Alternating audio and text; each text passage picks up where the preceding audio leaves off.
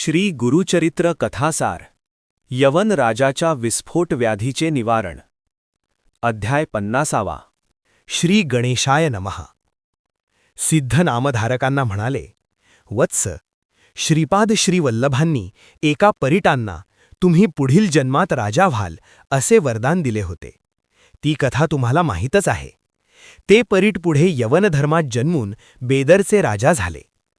राज ऐश्वर्याचा उपभोग घेत असताना पूर्वसंस्कारांना अनुसरून ते ब्राह्मणांचा व हिंदूंच्या देवदेवतांचा आदर ठेवायचे. यवनधर्मगुरूंनी त्यांच्या मनात हिंदू धर्माविषयी द्वेष निर्माण करण्याचा पुष्कळ प्रयत्न केला, पण त्यांनी कोणालाही जुमानले नाही. पुढे त्या राजाच्या मांडीवर गळू झाले. ते उपचारांनीही बरे झाले नाही, म्हणून त्यांनी ज्ञानी ब्राह्मणांना उपाय विचारला. मग त्यांच्या सूचनेनुसार वेषांतर करून ते एकटेच पापविनाशी तीर्थास गेले. तिथे भक्तिपूर्वक स्नान केले. त्या ठिकाणी त्यांना एक संन्यासी भेटले. तेव्हा राजाने त्या संन्याशाला गळू दाखवला व उपाय विचारला. तेव्हा ते संन्यासी म्हणाले, तुम्ही एखाद्या सत्पुरुषांचे दर्शन घ्या, त्यांच्या कृपेने तुम्हाला बरे वाटेल. आता मी तुम्हाला एक कथा सांगतो, म्हणजे तुमची खात्री पटेल. अवंती नगरीतील एक आचारभ्रष्ट ब्राह्मण नेहमी पिंगला नामक गणिकेकडे जात असत. एकदा ऋषभ नावाचे एक महायोगी त्या गणिकेच्या घरी भिक्षेसाठी आले असताना त्या ब्राह्मणाने व गणिकेने त्यांची मनःपूर्वक सेवा केली. त्यानंतर त्या दोघांना आशीर्वाद देऊन ते महायोगी तिथून निघून गेले. त्या पुण्याईने ते ब्राह्मण वज्रबाहू राजांच्या सुमती नामक राणीच्या पोटी जन्मले. राणी सुमती गरोदर असताना त्यांच्या सौतीने मत्सरग्रस्त होऊन त्यांच्यावर विषप्रयोग केला. त्यामुळे त्यांच्या सर्वांगावर भयंकर फोड उठले. त्यातच त्यांची प्रसूती झाली. विषामुळे राजपुत्रांच्या अंगावरही फोड उठले होते. राजांनी त्यांच्यावर खूप उपचार केले, पण उपयोग झाला नाही. शेवटी त्यांचे हाल पहावेनासे झाले. तेव्हा राजाने त्या दोघांना घोर अरण्यात सोडून दिले. राणी आक्रोश करत पुढे निघाल्या. त्यांची अवस्था पाहून गुराख्यांना दया आली. त्यांच्या सांगण्यावरून त्या वैश्यनगरास गेल्या. तेथील पद्माकर राजाला भेटून आपल्या दुर्दैवाची कहाणी ऐकवली. त्यावेळी पद्माकर राजाने त्या दोघांच्या निवासाची, अन्नवस्त्रांची व औषधोपचारांची व्यवस्था केली. काही दिवसांनी राजपुत्राचे निधन झाले. राणी सुमती दुःखावेगाने आक्रोश करू लागल्या. राजस्त्रियांनी व लोकांनी त्यांचे खूप सांत्वन केले, पण त्यांचा शोकावेग कमी झाला नाही.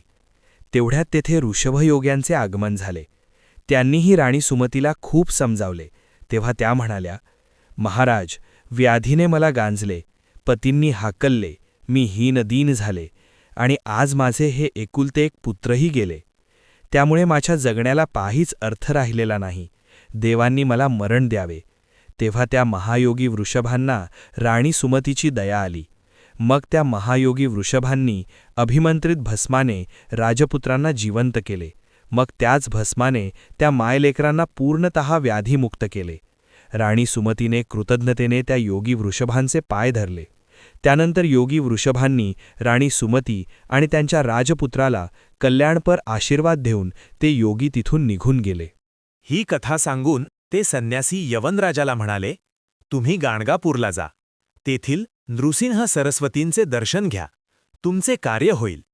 त्याप्रमाणे ते यवनराजा गाणगापुरात आले आणि श्रीगुरूंची चौकशी करत संगमावर गेले. त्यांना पाहून श्रीगुरू म्हणाले, काय हो परीट, आजपर्यंत कुठे होतात? हे ऐकताच त्यांना पूर्वजन्माचे स्मरण झाले. गुरुदेव, आपण इथे? असे म्हणून त्या यवनराजाने श्रीगुरूंच्या चरणांना आनंदाने मिठीच मारली. गुरुदेवांनी त्यांना येण्याचे कारण विचारले. तेव्हा त्या यवनराजाने गळू दाखवण्यासाठी वस्त्र दूर केले, तर काय आश्चर्य, ते केव्हाच जिरून गेले होते.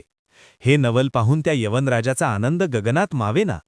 त्यांनी श्रीगुरूंना मेण्यात बसवले आणि त्यांच्या पादुका स्वतःच्या हातात धरून चालत मठाकडे निघाले.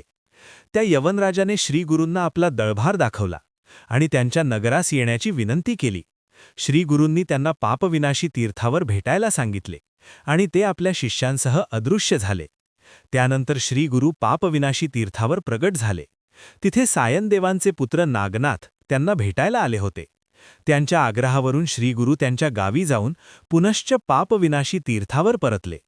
यवनराजाने आपले सैन्य पुढे पाठवून दिले आणि श्रीगुरूंपाशी आले.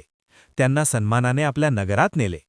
त्यांनी श्रीगुरूंकडे मुक्तिमार्गाचे ज्ञान मागितले असता श्रीगुरू म्हणाले, राजा, पुढे राज्याची सूत्रे मुलांकडे सोपवून तुम्ही श्रीशैल पर्वतावर या. तिथे आपली पुन्हा भेट होईल. मग त्यांचा निरोप घेऊन श्रीगुरू गौतमी तीरी आले. तिच्या काठची पुण्यक्षेत्रे पाहत ते गाणगापुरास आले. त्यांच्या दर्शनाने भक्तांना परमानंद झाला. काही दिवसांनी श्रीगुरूंनी आपल्या सर्व शिष्यांना बोलावून घेतले व म्हणाले, बेदरचे राजा माझे भक्त झाले आहेत. आता यवनांचे येथील येणे जाणे वाढेल. त्यामुळे त्यांचा लोकांना आणि विप्रांना उपद्रव होईल. म्हणून मी प्रकट रूपाने श्रीशैल पर्वतावर जाणार आहे आणि गुप्तपणे तिथेच राहणार आहे. मी तिथे गेलो तरी भक्तांच्या उद्धारासाठी सूक्ष्म रूपाने निरंतर इथेच असणार आहे. ते ऐकून शिष्यांच्या व भक्तांच्या डोळ्यात पाणी आले. श्री गुरुचरित्र कथासार अध्याय 50 समाप्त.